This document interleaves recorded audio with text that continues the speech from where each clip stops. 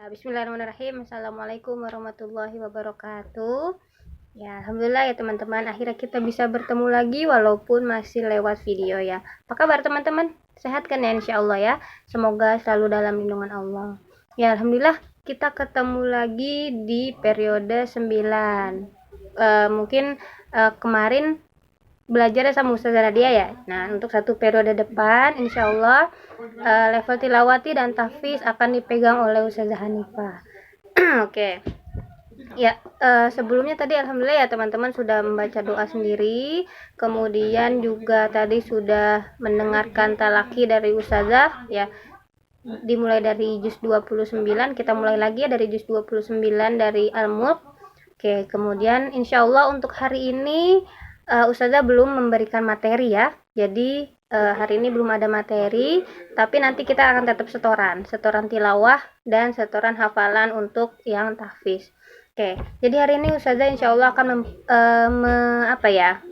mengingatkan teman-teman ya, mengingatkan teman-teman tentang adab-adab belajar dan tentang adab-adab dalam membaca Al-Quran. Oke, dari Imam Syafi'i, beliau itu adalah seorang ulama ya yang memang ilmunya itu masya Allah dalam bidang agama teman-teman.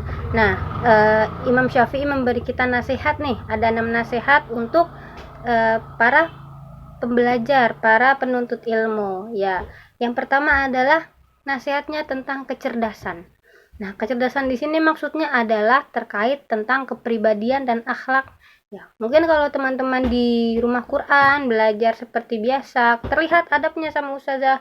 Misalnya ada yang suka bercanda atau suka gangguin temannya, itu terlihat.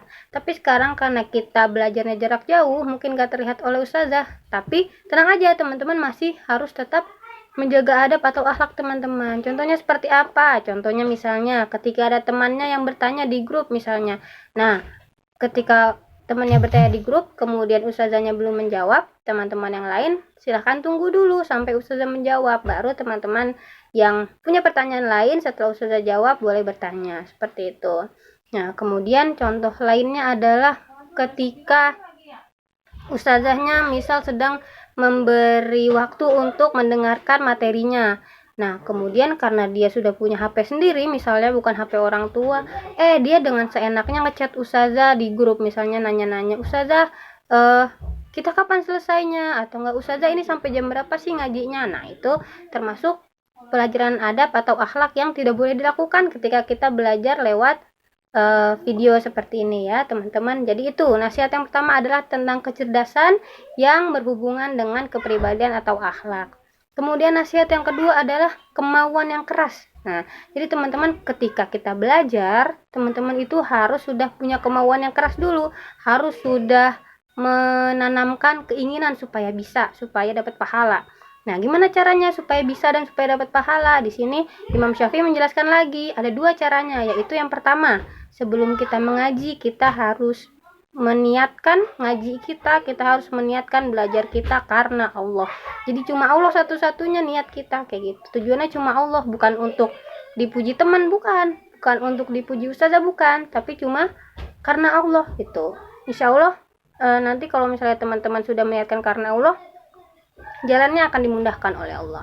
Kemudian yang kedua, selalu bersemangat. Nah, jadi walaupun teman-teman gak ketemu sama yang lain, misalnya Kresno gak ketemu sama Radit, kemudian Azura gak ketemu sama Syakira misalnya, nah harus tetap bersemangat kayak gitu. Kita belajar sendiri-sendiri di rumah insya Allah. Kita bareng-bareng tetap belajarnya, cuma gak ketemu seperti itu. Walaupun keadaannya seperti ini, kita harus tetap semangat untuk belajar dan mengaji, gak boleh males-malesan. Tuh, yang kedua adalah kemauan yang keras. Kemudian yang selanjutnya, yang ketiga adalah bersungguh-sungguh. Nah, bersungguh-sungguh itu maksudnya seperti apa? Bersungguh-sungguh itu contohnya yang pertama adalah berdoa ya. Contoh bukti kita bersungguh-sungguh dalam belajar adalah yang pertama itu dengan berdoa. Nah, kita lihat nih, kalau misalnya kita belajar biasa tatap muka di EKI, Ustazah bisa ngelihat siapa teman-teman yang bersungguh-sungguh atau enggak ketika belajar lewat berdoanya. Yang berdoanya main-main, yang berdoanya masih banyak gerak-gerak, yang berdoanya masih ngobrol sama temannya, berarti dia tidak bersungguh-sungguh dalam belajar. Nah, di sini juga diterapkan ya, di rumah walaupun berdoanya sendiri, tapi harus tetap bersungguh-sungguh berdoanya, minta kebermanfaatan ilmu sama Allah, minta supaya ilmu yang kita dapat ketika belajar menjadi berkah supaya kita bisa mempraktekannya seperti itu. Kemudian yang kedua, bersungguh-sungguh yang kedua adalah tidak mudah menyerah. Nah, teman-teman mungkin ada ya yang belum naik level gitu, misalnya yang dari tilawati belum naik ke tahfiz, nggak apa-apa, kita harus tetap semangat, nggak boleh mudah menyerah. Kemudian misalnya ada yang aduh susah ini ustazah pelajaran gorib gitu, nggak apa-apa gitu, yang namanya belajar ya kita harus berusaha. Kalau misalnya susah ya itu berarti artinya kita punya ilmu baru, dapat ilmu baru gitu. Karena kalau semuanya mudah, nggak ada perjuangannya, jadi nggak ada pahalanya, nggak ada nilainya, seperti itu ya. Kemudian yang ketiga adalah tidak bosan. Ya, tidak bosan sama ya seperti tadi, harus tetap selalu bersemangat, tidak boleh menyerah kayak gitu. Jadi walaupun mengulang 2 periode, mengulang 3 periode, jangan malah berhenti mengaji kayak gitu. Justru Allah memberikan pahalanya lebih banyak kayak gitu, seperti itu, supaya teman-teman paham, supaya teman-teman itu bisa mengaplikasikan materi yang sudah ustazah berikan dengan baik, seperti itu. Kemudian setelah tidak bosan adalah mengikat ilmu dengan tulisan. Nah, ini yang penting ya teman-teman. Ustazah nggak bisa ngehandle nih, ustazah nggak bisa ngecek siapa yang tulisannya sudah selesai atau siapa yang menulis atau enggak ketika ustazah jelaskan. Nah, di sini teman-teman, ilmu itu ibarat apa ya? Ibarat seperti kita memelihara burung misalnya, contohnya. Nah, kalau misalnya burung, ketika kita melihara burung, pasti burungnya kita taruh di sangkar kan, supaya nggak terbang. Nah, sama juga seperti ilmu. Kalau kita punya ilmu, dapat ilmu, melihara ilmu, kita harus menjaganya lewat tulisan, seperti itu, supaya ketika dibutuhkan catatannya bisa kita lihat lagi, oh iya ini yang ini karena kemarin sudah nyatet, alhamdulillah, seperti itu. Jadi kalau misalnya kita dapat ilmu baru tapi tidak dicatat, itu bisa ustazah pastikan ilmunya akan hilang, akan lupa, seperti itu. Dan ketika lupa nggak bisa nyari-nyari lagi di catatan karena kita nggak nyatet, karena kita nggak menulis, seperti itu.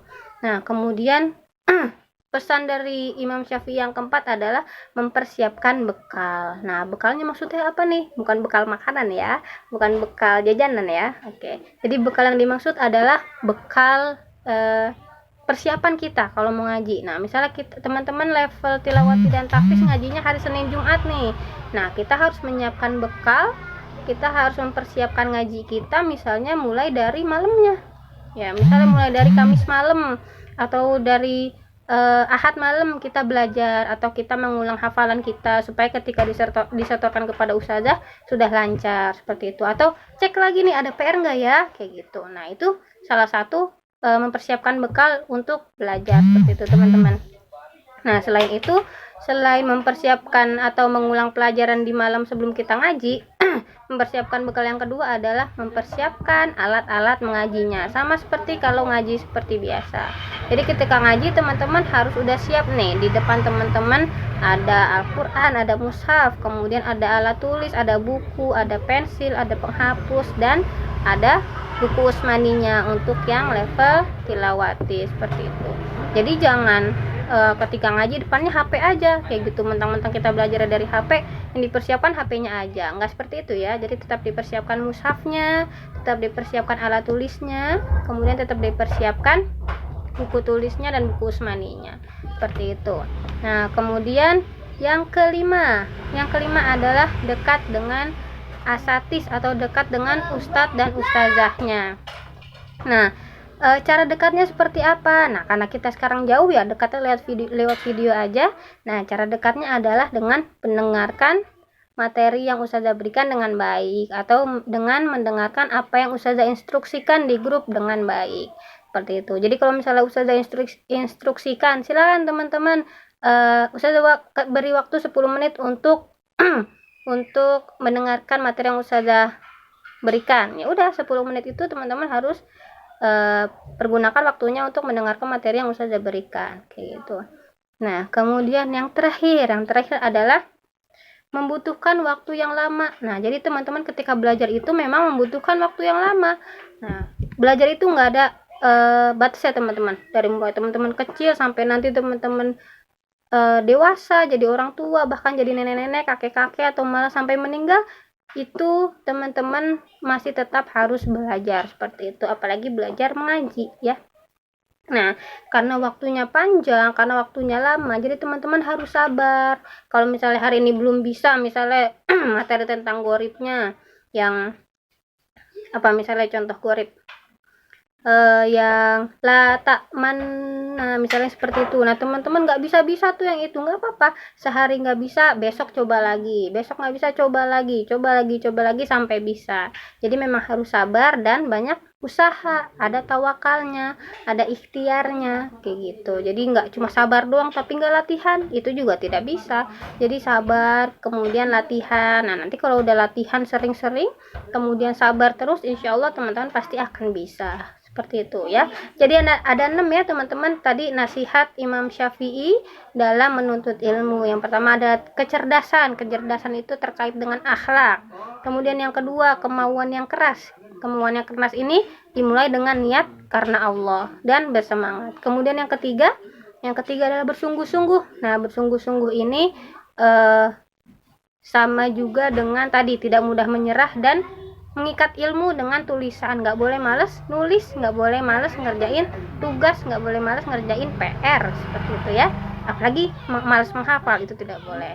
Nggak boleh males juga murojaah nih ya. Murojaah kan kadang banyak nih yang suka hilang-hilangan hafalannya. Nah, dengan bersungguh-sungguh ini insya Allah teman-teman harus menunjukkan kalau teman-teman itu bersungguh-sungguh lewat banyak-banyak murojaah seperti itu. Nah, kemudian yang keempat adalah mempersiapkan bekal. Jadi satu hari atau satu malam sebelum mengaji, teman-teman cek lagi bukunya ada PR atau tidak. Teman-teman murojaah lagi hafalannya supaya setorannya ke ustazah lancar. Dan yang kelima adalah dekat dengan ustazah atau ustadznya, yaitu mendengarkan apa yang diperintahkan, nurut dengan apa yang diinstruksikan. Dan yang terakhir, yang keenam adalah kita belajar itu membutuhkan waktu yang lama, makanya kita membutuhkan kesabaran, kemudian usaha, yang terakhir ada tawakal. Seperti itu ya teman-teman. Jadi ada 6 nasihat Imam Asy-Syafi'i